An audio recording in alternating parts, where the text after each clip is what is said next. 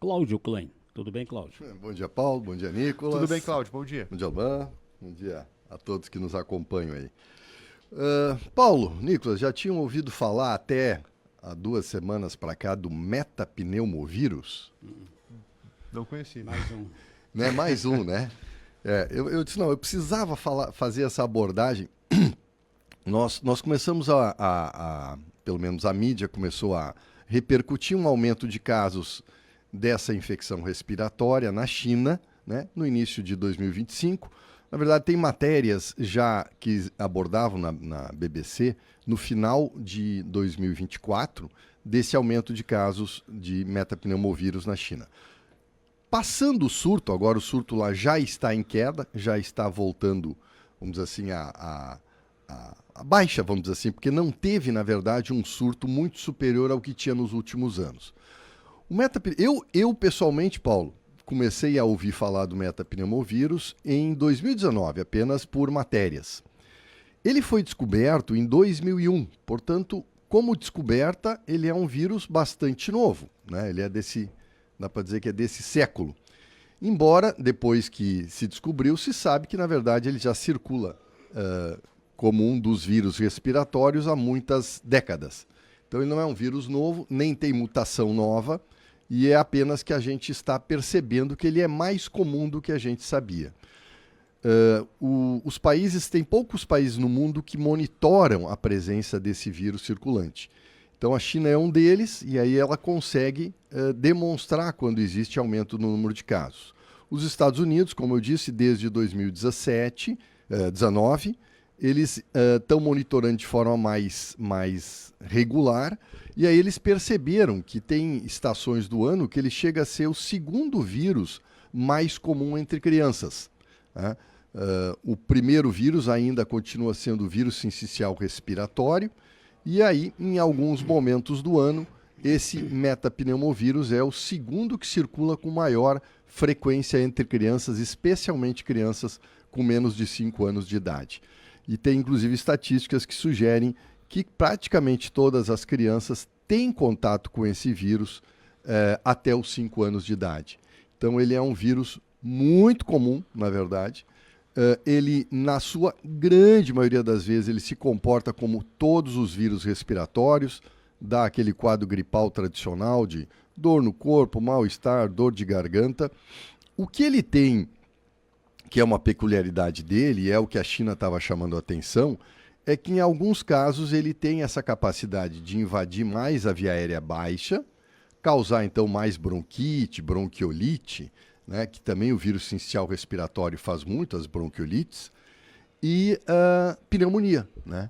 E aí, nesses casos, ele pode ser grave. Mas isso é um percentual baixíssimo de casos, e exatamente como a gente tem dificuldade de monitorar ele, a gente nem tem percentuais para saber qual o percentual de gravidade que ele eventualmente possa causar.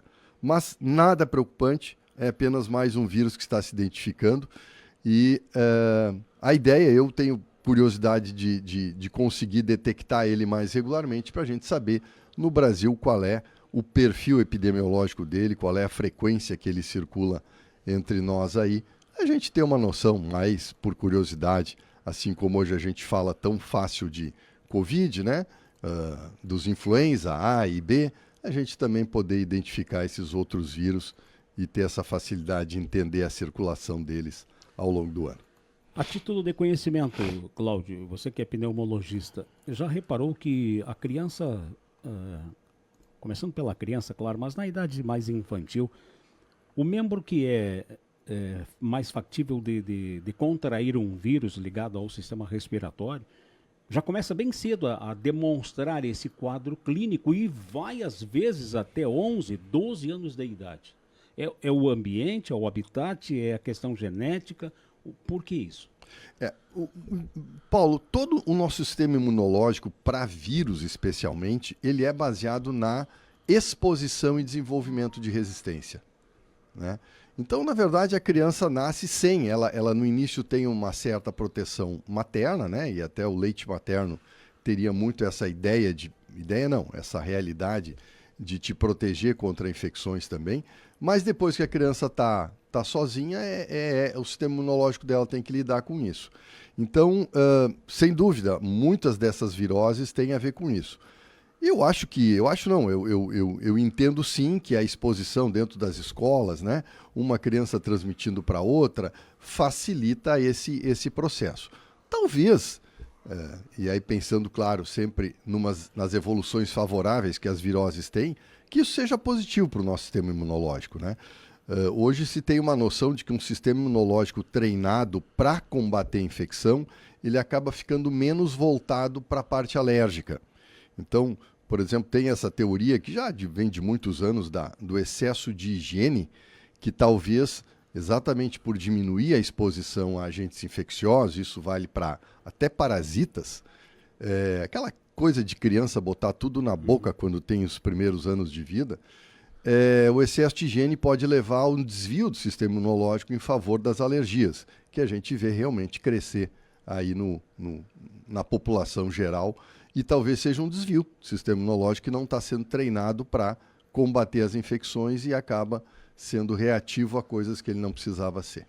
Nós falamos do cenário envolvendo o vírus, mas um bactericida muito forte que deve influenciar também no comportamento do vírus é o sol, os raios solares. Ah, sim. Lá pelas tantas, lembra que no passado, quando se levantava o rancho, logo se colocava as janelas dos quartos voltadas para o sol da manhã. Hoje não se leva muito em conta esses fatores, né? Concordo. Não, antes vocês falavam, né, o Nicolas falava sobre a questão da proteção. Essa questão da radiação solar, ela tem até vários detalhes, porque não é só o sol em si, mas aí vai para os raios, né? UVA, UVB, aqueles raios que têm capacidade de penetração mais profunda, e esses raios têm capacidade de serem bactericidas, como tu dizia. O violeta é um deles, então, né? Isso, até já é histórico isso, né? E sim, eu acho que os climas mais secos têm, obviamente, favorecido a redução da presença desses germes no ambiente. Que, aliás, é por isso também que nos invernos a gente tem sempre um aumento na circulação dessas infecções. O agosto, né? E as alergias não tem mais jeito. O Nicolas está desenganado. Tá desenganado.